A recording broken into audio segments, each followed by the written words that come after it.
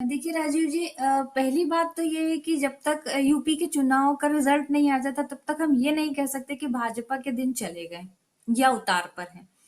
लेकिन जिस तरह से यूपी चुनाव के कैंपेन को शुरू करने से पहले प्रधानमंत्री ने एकाएक बिना किसी भूमिका के किसान कानून जो है, वो जो 3 के कानून है, उनको वापस लेने की घोषणा की, जिस चौंकाने वाले अंदाज में। हालांकि वो जो उनका अंदाज था, वो हमेशा वो उसी तरह से काम करते हैं। उन्हें लगता है कि ये मतलब उनकी पहचान का हिस्सा है, मगर बाद में जब समझ आती है चीजें कि नहीं नहीं, आपने तो मंत्रिमंडल के अपने सहयोगियों से चर्चा किए बिना कोई चीज आप डिक्लेयर कर देते हैं, किसी भी चीज की घोषणा कर देते हैं। जैसे कानून वो लाए थे अध्यादेश से, उसी तरह से कानून उन्होंने एकाएक वापस ले लिए। तो जब कोई आंदोलन, मतलब आंदोलन चल रहा था लेकिन आंदोलन की तरफ लोगों का ध्यान नहीं था। कितने सारे किसान जो है उस दौरान मर चुके हैं, मतलब वो बीमारी में है या मतलब प्रतिरोध करते हुए किसी तरह से कितने सारे किसानों की वहां मौत हो चुकी है। जब आंदोलन अपने उरूज पर था, उस दौरान प्रधानमंत्री ने उसकी बात करने की कोशिश जरूर की, लेकिन वो दोनों पक्ष अपनी अपनी चीजों पर अड़े रहे। लेकिन अचानक से प्रधानमंत्री आकर एक सुबह ये कहते हैं कि नहीं, हम तो अपनी चीजें समझा नहीं पाए और हमारी तपस्या में कमी थी, और इसलिए हम अभी अपने किसान कानून जो है वो वापस ले रहे हैं। तो जो साल भर का जो पूरा के पूरा मूवमेंट था, जो किसान आंदोलन चल रहा था, उस आंदोलन के दौरान जब वो शिखर पर था, जब प्रतिरोध बहुत ज्यादा था, उत्तर प्रदेश से, पंजाब से, हरियाणा से, मध्य प्रदेश से किसान जाकर जुट रहे थे, उस दौरान किसी को नहीं लगा, प्रधानमंत्री को नहीं लगा कि इस वक्त हमको इस विषय पर बात करने की जरूरत है। लेकिन इन चुनाव की जो कैंपेन है उसको शुरू करने से एक दिन पहले प्रधानमंत्री ये घोषणा करते हैं। तो इसका ये मतलब सीधे सीधे लगता है आपको, मतलब जाना भी चाहिए कि किसी न किसी वजह से ये लगने लगा है बीजेपी को भी कि अब वो मैनेजमेंट कर चीजें जो है वो जीत नहीं पाएंगे। मतलब यूपी के चुनाव में जिस तरह से अखिलेश की जो रैलीज हो रही है, जो भी रैली हो रही है, उनकी जो रैलियां हो रही है, उसमें जो भीड़ दिखाई दे रही है, वो जो भीड़ एक तरह से बीजेपी को आक्रांत कर रही है। मतलब उनको लग रहा है कि कुछ चीजें जो हमारे हाथ से फिसल रही है। तो ये तो बिल्कुल सही बात है, लेकिन एक चीज और है, वो ये है कि प्रधानमंत्री जो है वो बहुत ओवरडू कर रहे हैं अब। मतलब इतनी जगह इस तरह से, अच्छा, वो उनके जो पूरी भाव भंगिमा है, उनके जो भाषण का तरीका है, वो बहुत मोनोटोनस हो गया है। लोगों को समझ में आता है कि इसके बाद ये क्या कहेंगे, इसके बाद क्या कहेंगे। तो ये सारी चीजें मिला जुला कर ये एक पिक्चर तो सामने रखती है कि चुनाव जीते या हारे, जो भी रहेगा, मगर कहीं ना कहीं बीजेपी को अभी ये लग रहा है कि मुकाबला बहुत कड़ा है।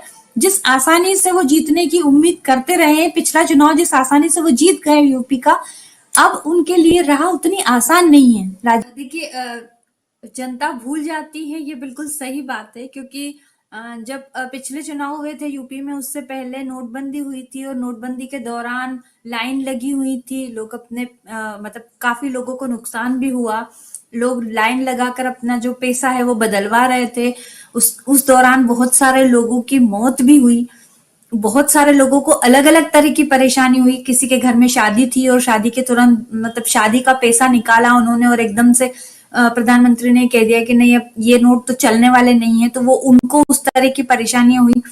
तो वो सब भुलाकर फिर से यूपी में सरकार को, मतलब बीजेपी को वो वोट दिए गए और 325 सीट आई वहां पर। तो जनता भूल जाती है, ये बिल्कुल सही बात है।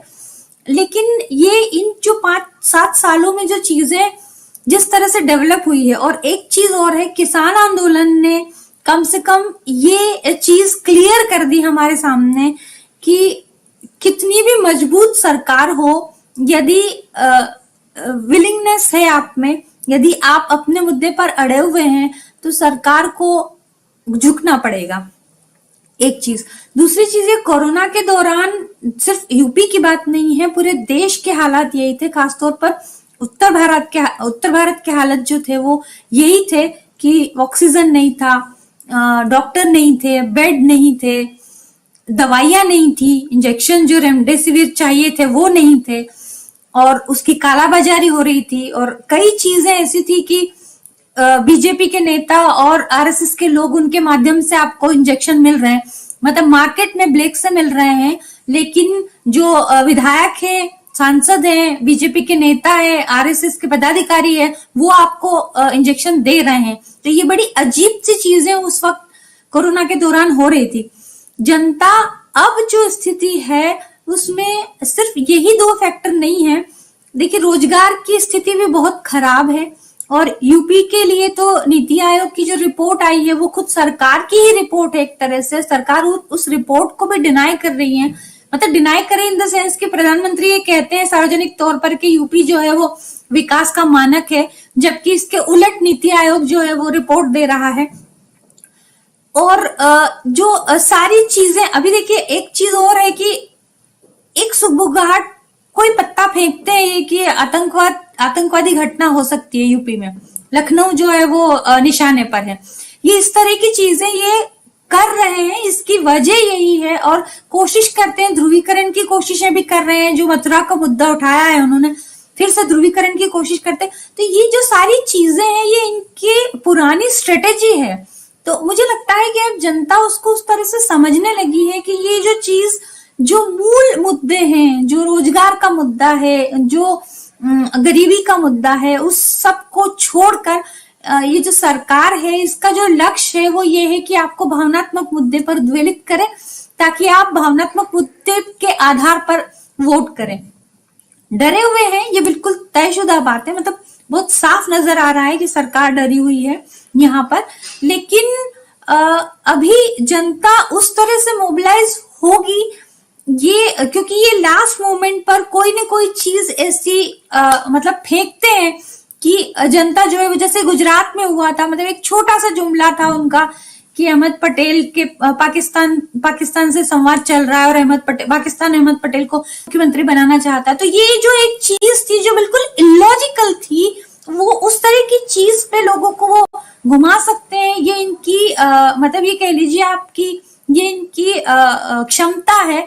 तो जनता किस करवट, मतलब किस तरह से जाके वोटिंग करती है ये अलग बात है, लेकिन मुद्दे बहुत सारे हैं और बहुत जेन्युइन मुद्दे हैं जिन पर सरकार ध्यान नहीं दे रही है, और सरकार फिर से जनता को जो है भावनात्मक मुद्दों पर उलझाने की कोशिश कर रही है। हमारे चैनल से जुड़े रहने के लिए YouTube पर टाइप करें DB लाइव, सब्सक्राइब बटन को क्लिक करें और बेल आइकन को दबाना न भूलें ताकि खबरें आप तक पहुंचती रहें। देखते रहिए DB लाइव, क्योंकि यहाँ हैं खबरें लगातार।